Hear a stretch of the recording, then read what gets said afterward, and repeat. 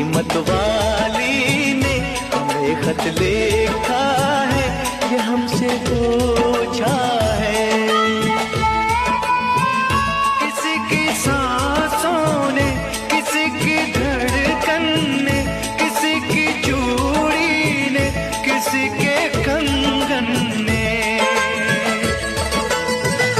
किसी के गजरे ने, किसी के गजरे ने, महकती सुबहों ने, मचलती शामों ने, अकेली रातों ने, अधूरी बातों ने, तरसती बाहों ने, और पूछा है तरसी निगाहों ने कि घर कब आओगे, कि घर कब आओगे।